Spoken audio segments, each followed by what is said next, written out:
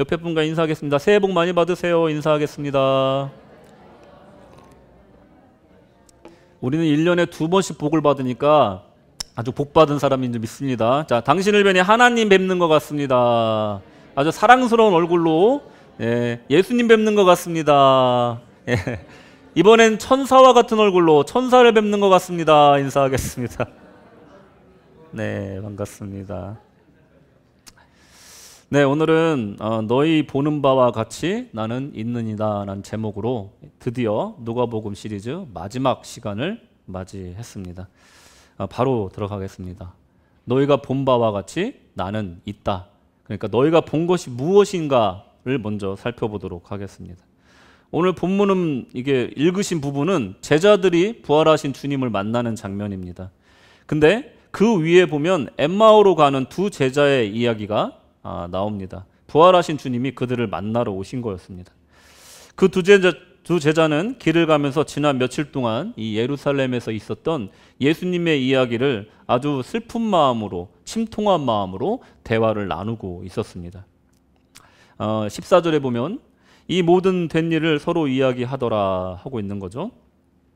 그때 부활하신 주님이 그들과 갑자기 나타나셔서 동행을 하기 시작하십니다. 어디서 나타나신지도 모르고 그냥 얘기하는 중에 보니까 옆에 계시는 거예요. 주님은 무슨 대화를 하고 있었느냐 하면서 모르는 척하고 물어보세요. 우리 주님도 참 센스가 있으신 게, 유머 센스가 있으신 게 그냥 모르는 척하고 물어보시는 거예요. 무슨 얘기하고 있었니? 이렇게 물어보시는 거예요. 그랬더니 두 제자 중에 글로바라 하는 사람이 우리는 슬퍼. 그런데 왜 자꾸 그런 걸 물어보냐 하는 투로 다시 따져 묻습니다. 18절에 그 한 사람이 글로바라 하는 자가 대답하여 가로되 당신이 예루살렘에 우거하면서 그일 거기서 된 일을 홀로 알지 못하느뇨. 뭔 말입니까? 딱 보니까 예루살렘에서 오는 것 같은데 그 난리가 난 거를 당신은 모릅니까? 몰라서 물어봅니까? 슬프니까 묻지 마십시오. 지금 이렇게 대묻고 있는 겁니다. 주님인지도 모르고 그러고 있는 거예요. 그러다가 주님이 그냥 물러나시는 게 아니라 또 더 웃긴 게 또 모른 척 하시고 그게 무슨 일이냐 또 이렇게 물어보십니다. 지난 며칠 동안 예루살렘에서 또한 지금까지 엠마오로 가던 이 두 제자가 본 것이 무엇인지 한번 생각해 봐야 되겠습니다. 이 두 제자가 본 것은 무엇일까? 예루살렘에서 첫째로 대제사장에 의해서 십자가에 죽으시는 우리 주님의 모습이라는 거예요. 그 두 번째로 정확히 그들은 시체를 보았습니다. 돌무덤에 장사되는 모습을 보았다는 거예요. 지금까지 또한 또 살펴볼 것은 그들이 본 것이 무엇이냐, 그들이 본 주님의 모습은 어떠한가에 대해서 또 생각해 봐야 돼요. 첫째로 말과 일에 능하신 선지자라고 고백을 합니다. 그냥 랍비처럼 가르치고 끝나는 사람이 아니라 그 말한 것에 대해서 일에 능하신 선지자, 실천하시는 선지자, 우리와 동거하시는 예수님, 우리와 함께 하시는 하나님으로 그들은 예수님을 생각하고 있었다라는 겁니다. 둘째로 이스라엘의 구속자다, 메시아다라고 믿었다는 거예요. 이 모습을 보면서 정확한 믿음을 갖고 있었다라고 말할 수가 있는데 문제는 뭐였냐면 그 모든 평가와 그들이 본 것이 이제 주님이 죽으심으로 다 끝났다라고 그들은 생각했기 때문에 슬펐다는 겁니다. 예수께서 이르시되 너희가 길 가면서 서로 주고 받고 하는 이야기가 무엇이냐 하시니 두 사람이 슬픈 빛을 띠고 머물러 서더라. 너무나 슬퍼서 가던 길을 멈춰서 섰다라는 거예요. 주석을 찾아보니까 이 다른 사람들처럼 예수님이 죽으셨다. 그분은 숨을 쉬지 않으셨으며 상처에는 더 이상 피가 나오지 않고 응고되었다. 움직이지 않고 조용하셨다. 제자들은 차갑게 씻고 더 이상 피가 흐르지 않는 예수님의 시체를 분명히 본 자들이다. 이렇게 주석에선 제자들의 상태를 이야기합니다. 그들이 본 주님은 한마디로 말하면 죽으신 분이었어요. 지금까지 선지자로 메시아로 보았을지 몰라도 이제는 그들 마음속에 예수님의 이야기는 완전히 끝난 겁니다. 그들의 슬픔의 이유가 바로 여기에 있었다는 거예요. 하지만 그들이 예수님을 직접 만나기 전에 여러 사람들이 부활의 증언을 했는데도 불구하고 이들은 믿지 못합니다. 22절 23절에 보면 여자들이 또한 우리 중에 어떤 여자들이 우리로 놀라게 하였으니 이는 저희가 새벽에 무덤에 갔다가 그의 시체는 보지 못하고 와서 그가 살으셨다 하는 천사들의 나타남을 보았다 함이라. 이 말씀을 보면 분명히 전하여 들었지만 믿지 못하겠는 거예요. 왜냐하면 자기는 분명히 시체를 봤기 때문에 그래요. 부활에 대해서는 아예 생각도 못하는 상황이 된 겁니다. 여기서 우리 주님께서 말씀하십니다. 25절에 보시면 가라사대 미련하고 선지자들의 말한 모든 것을 마음에 더디 믿는 자들이여 하고 책망을 하세요. 근데 이거는 굉장히 심각한 책망은 아니고 이들을 안타까워하시면서 책망을 하셨던 것 같아요. 이 주목할 만한 두 단어가 나옵니다. 첫째로 미련하다라는 단어가 나옵니다. 아노에파스라는 단어예요. 이 단어를 찾아보니까 생각이 없다 또는 무심하다라는 뜻을 담고 있습니다. 그러니까 우리 주님이 미련하다라고 했다라기보다는 사실은 무심한 부분에 대해서 더 강점을 두셔서 말씀하시지 않았을까 생각이 듭니다. 단순히 지능이 떨어진다는 것이 아니라 관심을 갖고 있지 않다라는 의미를 내포한 단어라는 거죠. 여러분들 여담입니다만 여러분들 자녀를 키우고 계신 분들은 다 이런 걸 생각해 보셨을 거예요. 우리 아이는 참 공부를 안 해서 그렇지 머리는 참 똑똑해. 여러분 많이 듣고 잘하셨고 많이 하고 사시죠? 근데 많이 생각해 보셔야 돼요. 그게 사실인가? 엄마 닮아서 똑똑할 거야. 근데 얘가 공부를 하기만 하면 정말 잘할 텐데 참 안타깝다. 이런 얘기를 많이 하시잖아요. 그거 많이 생각해 보셔야 됩니다. 근데 신앙이든 공부든 이 타고난 두뇌가 좋으면 편하긴 하겠지만 공부해야 될 이유를 아는 사람하고 IQ하고는 전혀 상관없다는 이야기가 있어요. 그 이야기를 제가 들려드릴게요. 워낙에 유명한 성직자분이시라 이분 얘기를 들으신 분들도 있을 겁니다. 이분이 나중에 성직자가 되지만 학교 다닐 때는 IQ가 126이었대요. 그리고 형은 IQ가 99였답니다. 그래서 항상 형을 무시했대요. 에이 멍청한 형아 막 이러면서 싫어해요. 싫어. 근데 동생은 거의 전교 꼴찌를 달리고 뒤에 10명밖에 없었대요. 뭐 신앙에 너무 집중하다 그러는 걸 수도 있겠죠. 예, 목회자가 됐으니까. 근데 그 IQ 99였던 형은 어느 날부터 전교 1, 2등을 하더랍니다. 그리고 세월이 흘러서 동생은 목회자가 되고 형은 어엿한 회사의 사장이 되었대요. 그리고 효도도 많이 하고 부모님께 좋은 아들이 되었답니다. 그래서 동생이 물어봤대요. 형 무슨 계기로 그렇게 공부를 열심히 했어? 이게 물어봤대요. 그랬더니 형이 그럽니다. 야, 너 기억나? 아버지 병원에서 퇴원하시자마자 왜 아프신데 자꾸 출근하시려고 그래요? 얘기를 하니까 야, 내 자식 새끼 먹여 살리려면 아파도 나가야 돼. 이렇게 얘기하신 걸 듣고 이 아들이 곰곰이 생각을 했대요. 내가 이 아버지를 위해서 내가 나가서 일을 할까? 아니면 뭘로 아버지를 도와줄까? 내가 뭘로 저 생계의 고난에 동참할 수 있을까? 고민하다 보니까 공부밖에 없더래요. 그때부터 공부를 시작했다라고 합니다. 자식들이요, 몰라서 그렇지 알면, 물론 다 그런 건 아닙니다. 알면 철이 드는 거예요. 공부를 하게 되더라는 겁니다. 그래서 여러분들의 자녀들에게 야, 너는 알 거 없어. 그냥 공부나 열심히 해. 너는 신경 쓰지 마. 공부나 열심히 해. 이러지 말라는 거예요. 그 신부님이 그렇게 얘기를 하더라고요. 누군지 아시겠죠? 너무 유명해 이분이. 저희 어머니가 자꾸 보내줘서 저도 억지로 봅니다. 근데 자식들한테 숨기지 말라는 거예요. 우리 집에 수입이 얼마인데 너 학원비 내고 내면 얼마가 남고 한 달에 얼마 또 식비로 나가고 하고 나머지를 너에게 이런 용돈을 주니까 엄마 아빠 열심히 일하고 있으니 너도 아껴 쓰고 또 공부 열심히 해라. 이렇게 얘기해 주라는 거예요. 엄마가 아빠가 얼마나 힘든지 모르니까 그 고난에 동참하지 않고 무심하니까 무관심하니까 아이들이 철이 안 난다라는 거예요. 자녀가 아버지한테 관심이 없으니까 철이 안 나는 거예요. 뭘 도와주고 싶은 마음조차도 생기지 않는다는 겁니다. 이 단어가 바로 이 무심하다라는 단어예요. 무심하다는 것. 상대가 무슨 마음으로 저렇게 헌신하는지, 왜 저렇게까지 어려움을 감내하는지 관심을 갖지 않는 거고 그저 일어난 결과나 현상만을 보고 그냥 무심하게 그를 대하는 겁니다. 진심이나 선한 동기에는 관심이 없고 그냥 눈에 보이는 시체만 바라보는 거예요. 왜 예수님께서 십자가를 지셔야만 했는지, 그리고 지금까지 나와 함께 하면서 어떤 말씀을 하셨는지 복기해보고 묵상해봐야 되는데, 그것이 아니라 그냥 돌아가신 예수님만 바라보고 슬퍼하고 있는 단계에 머물러 있었다라는 거예요.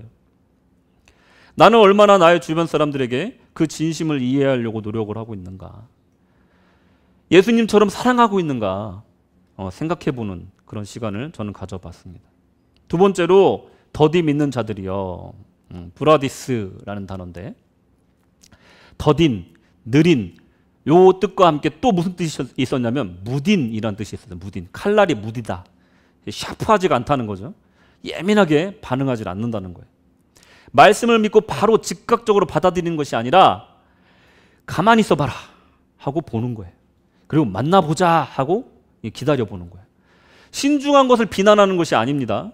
하지만 주님은 공생애를 통해서 정말 수차례 얘기하셨어요. 십자가 다음 부활이다, 살아날 것이다, 수차례 얘기를 하셨어요. 그렇다면 관심 있게 들은 사람이고 무디지 않고 날카롭게 샤프한 사람이었다면 그 말씀을 마음에 두었을 거라는 거예요. 근데 무디였다는 거예요.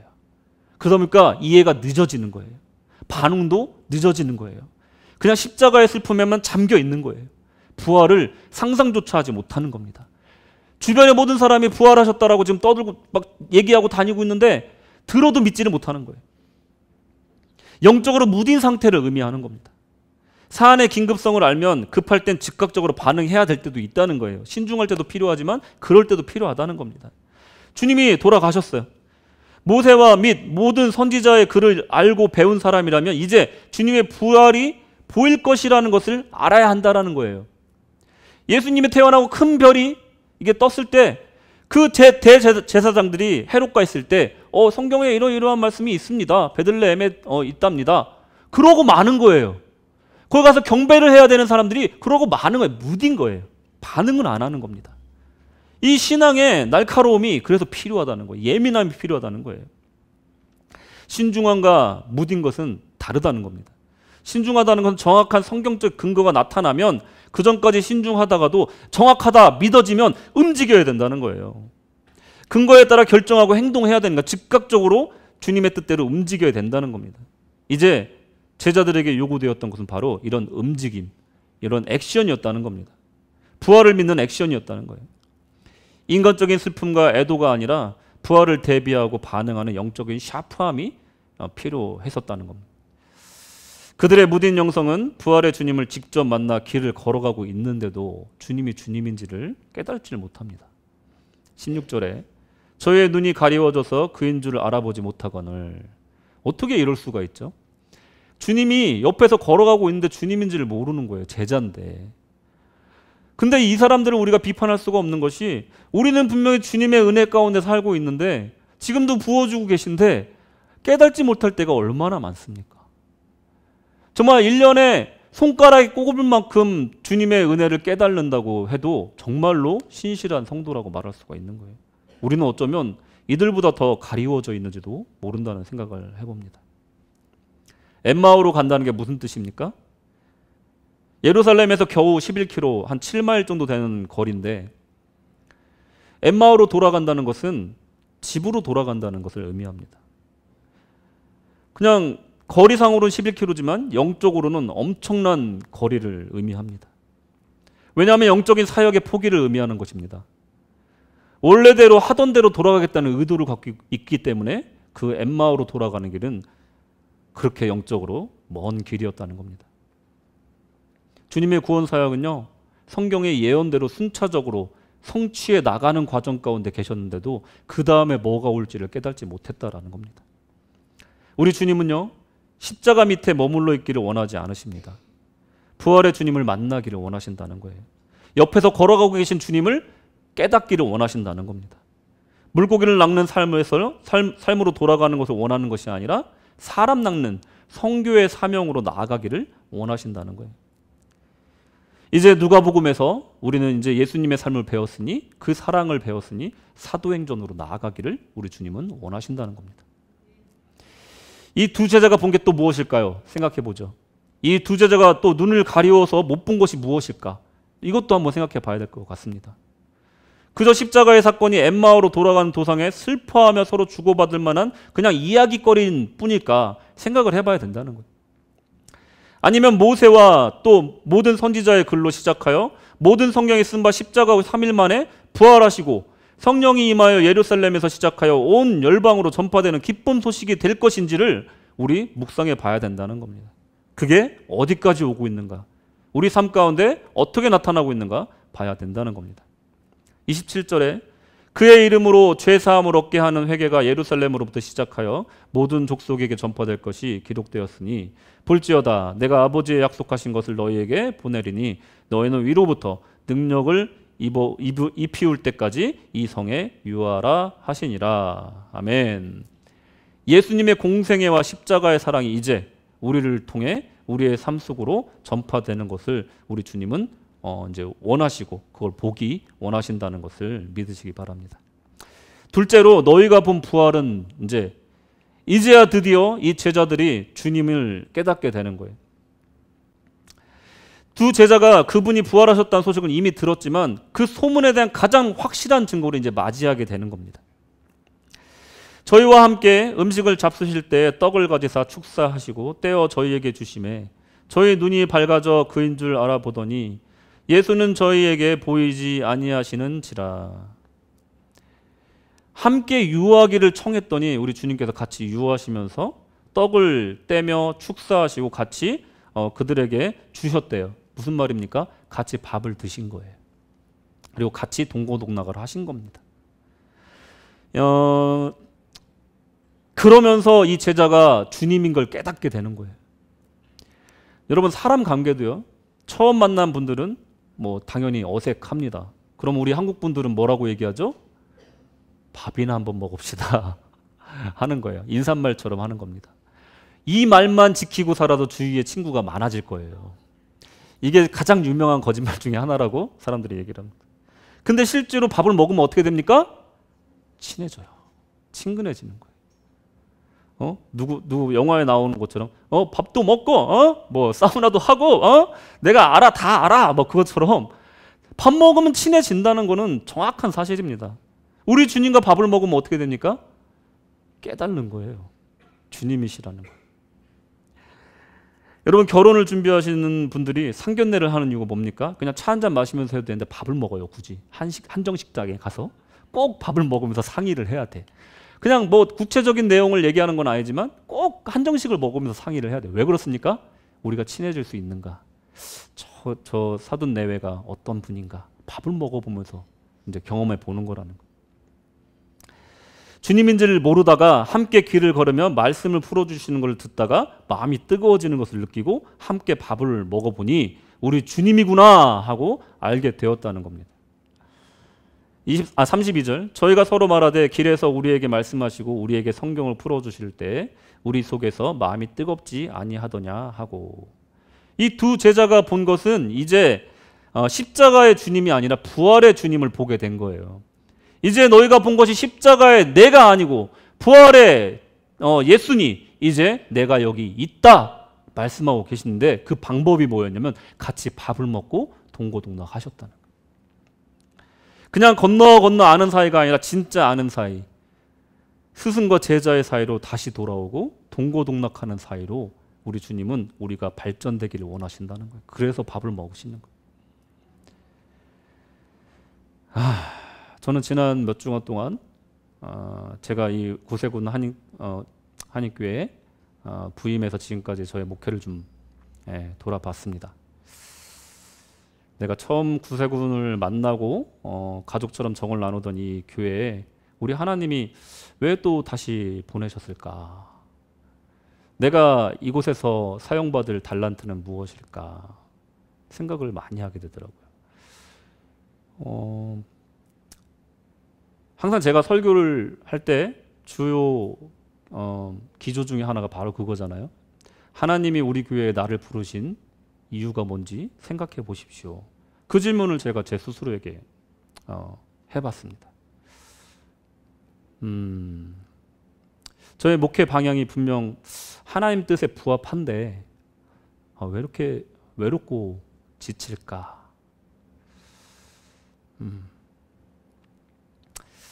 하나님에 대한 나의 사랑이 부족한가?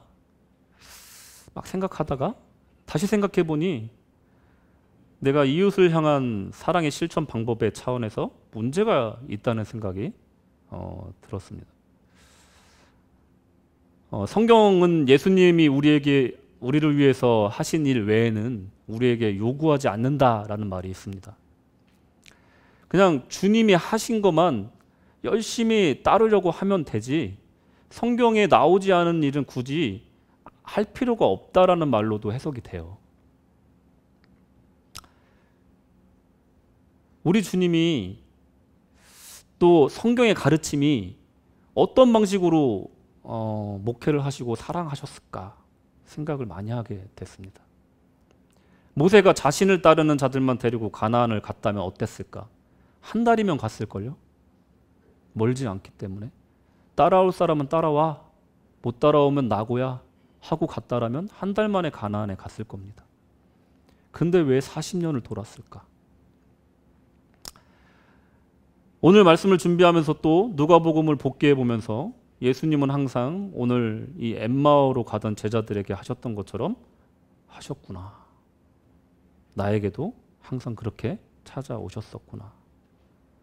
모세를 향한 하나님의 뜻은 따르는 자뿐 아니라 그들 모두를 한 명도 빠짐없이 인도하시기를 원하셨구나.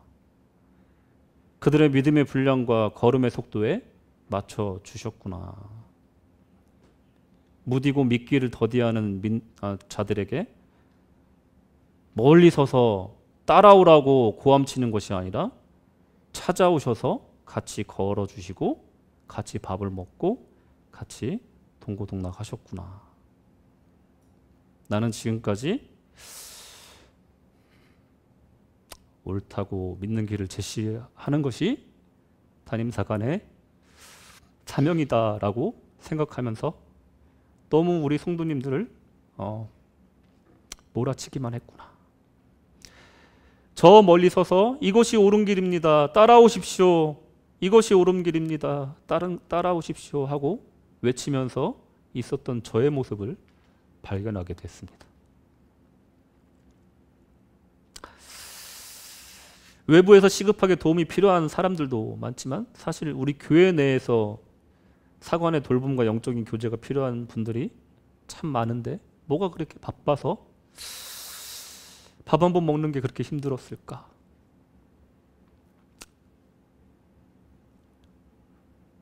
오늘 누가복음을 통해서 예수님의 삶을 살펴보면서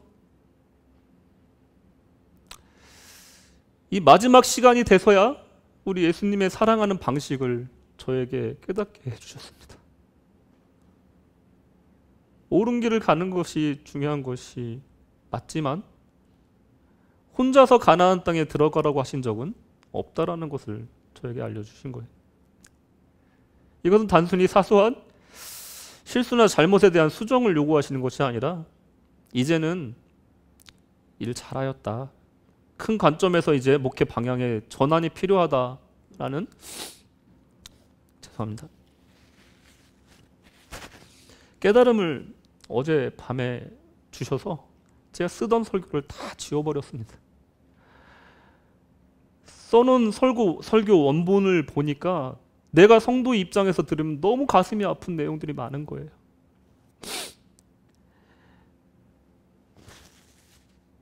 하나님께서 진정 원하셨던 건 예수님 방식이었던 건데 예수의 사랑은 먼저 가까운 곳에서부터 전파돼서 그 사랑이 흘러넘쳐야 되는 것이라는 것을 깨닫게 해주셨는데 어젯밤에 저에게 모멘트 오브 트루스를 주신 거예요.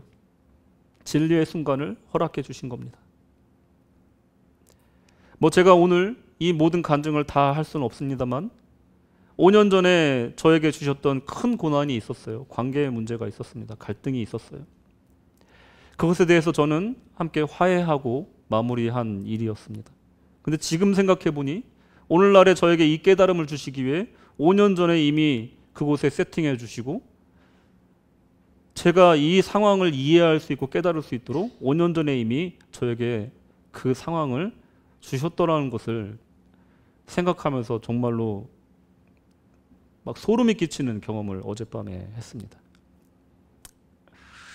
만약에 5년 전에 그런 갈등을 안 주셨다면 나는 아마도 지금도 합리화를 하고 있고 정의감에 도취되어 있지 않았을까 두렵기까지 했습니다.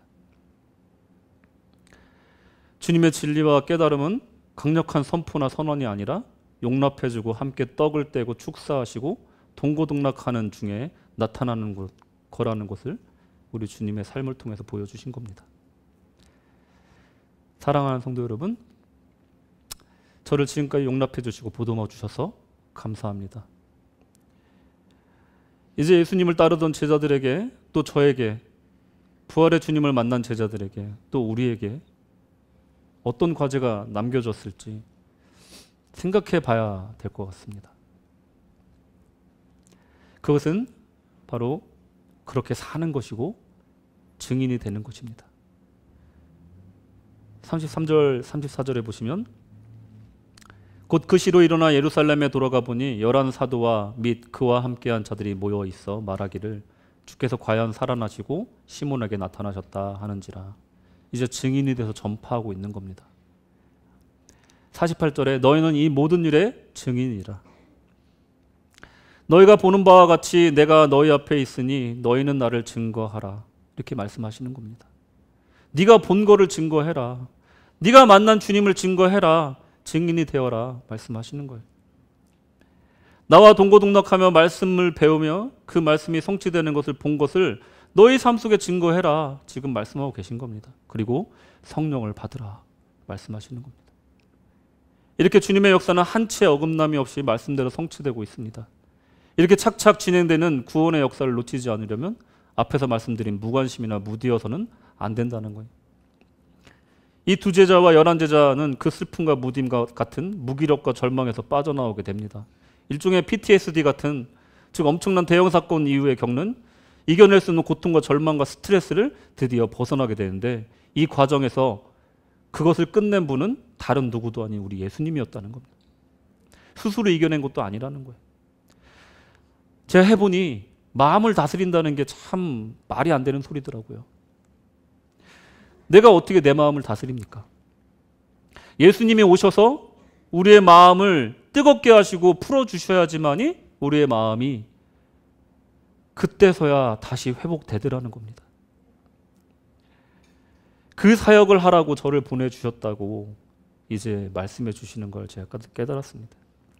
제가 내세울 건 없었어도 전도사 시절에 하나님께서 저에게 주셨던 달란트가 사람들을 섬기고 초대해서 그들과 함께 나누는 삶, 공개하는 삶이 였다고 생각이 들더라고요. 근데 가장 좋은 그 장점을 버리고 너무 옳은 일에만 전념하였었구나 하는 반성을 하게 됐습니다. 내가 하나님의 자녀라고? 무슨 하나님의 자녀가 그렇게 사냐? 하나님이 계시다면 왜 너희는 세상의 욕망 앞에 인정받고 싶은 마음과 시기와 질투의 마음, 미움 속에 그렇게 허우적대며 살고 있느냐? 지금도 사탄은 우리를 미혹합니다. 그때 우리는 부활의 주님이 곧 찾아오실 것이라는 믿음을 가지고 묵묵히 우리 신앙을 지켜야 될 줄로 믿습니다. 그러면 어느 날 우리의 기도의 초소에 조용히 찾아오셔서 말씀을 풀어주시고 우리 마음이 뜨거워지게 하시고 우리와 함께 걸으시며 주님께서 우리에게 소망을 주실 줄로 믿습니다. 너희가 본 바와 같이 이렇게 나는 존재한다. 너의 삶에 내가 존재하느냐? 너희가 지금까지 본 대로 나는 너의 삶에 동행했다. 너는 네 형제들과 동행하느냐? 저 아파서 신음하는 자들에게 아프지 마라 말하고 끝나지는 않았느냐? 너희가 본 대로 증거하고 사랑하라. 지금도 우리 주님은 말씀하고 계신 겁니다. 결론입니다. 신앙이든 인생이든 어떻게 그 진성성을 알 수 있을까? 그 척도는 아마도 책임일 겁니다. 책임. 내가 한 말이 있으면 지키려는 노력이 그 책임이고요. 내가 본 것이 있으면 본대로 증거하는 정직이 아마 그 책임감일 겁니다. 이것이 우리의 죽음 후에 우리 인생에 남을 가장 중요한 열매 중에 하나일 거라고 생각이 듭니다.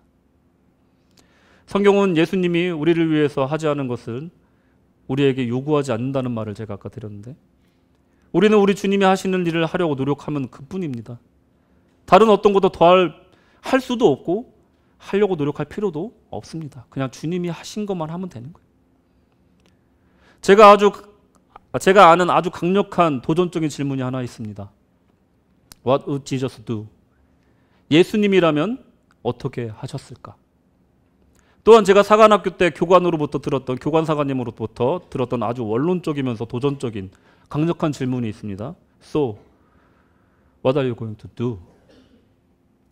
그래, 내가 하고자 하는 말을 알겠다. 그러면 뭘 하겠다는 거냐?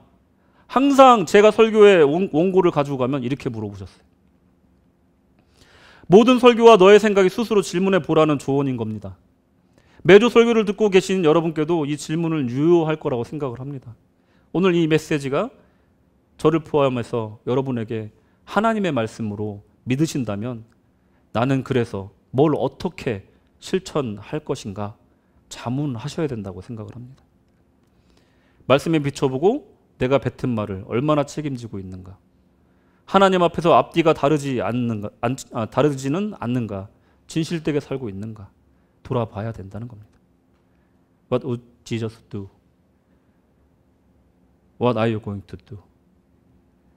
그 답이 오늘 누가복음 시리즈에 너무나 감사하게도 이 마지막 단락을 마무리하는 구절에 우리 주님께서 그 답을 알려주십니다.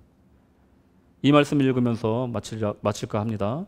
50절부터 53절까지 다 같이 읽겠습니다. 시작.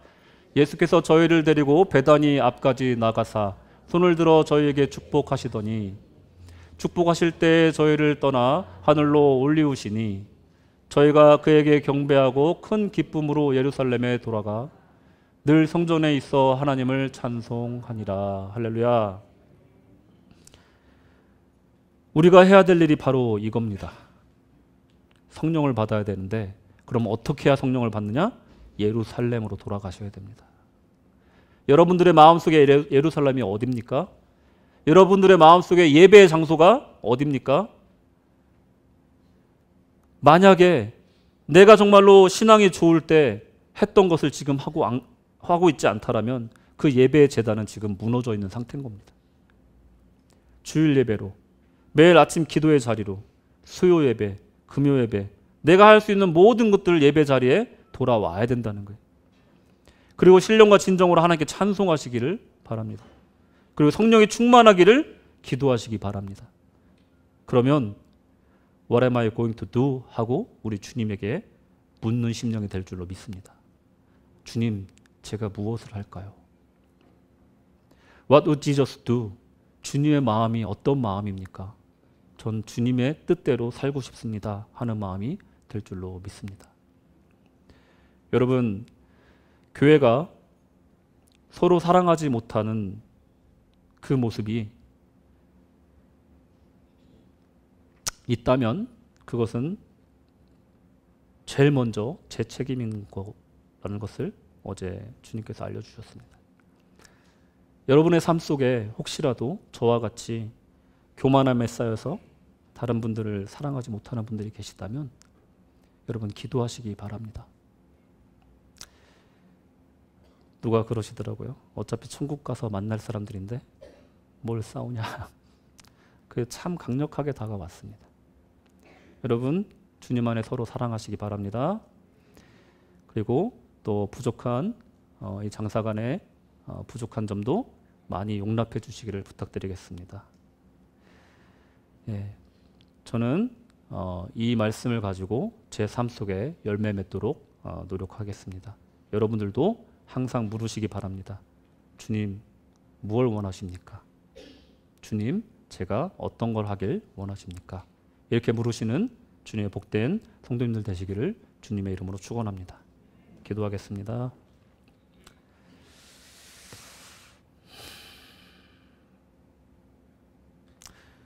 하나님, 언제나 저는 내가 찾고 찾아 주님이 오신 줄로 착각하였으나 사실은 우리가 엠마오로 돌아가고 있을 때 우리에게 찾아오셨음을 깨닫게 하심을 감사합니다. 내가 주님을 찾은 것 같았지만 사실은 주님이 언제나 우리를 찾아와 주셨습니다. 오늘 우리가 그 사랑의 주님의 증인으로서, 그 부활의 주님의 증인으로서 오늘 부름을 받았는데, 하나님 그런 삶을 살 수 있도록 하나님 우리에게 주님의 사랑으로 가득 채워 주시옵소서.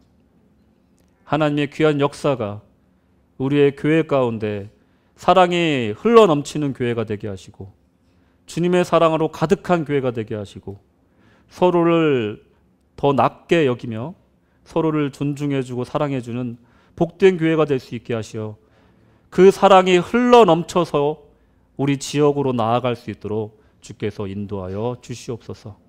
먼저 서로 사랑하게 하여 주시옵소서. 주께서 함께 하시기를 원하며 예수님의 이름으로 기도드렸습니다. 아멘.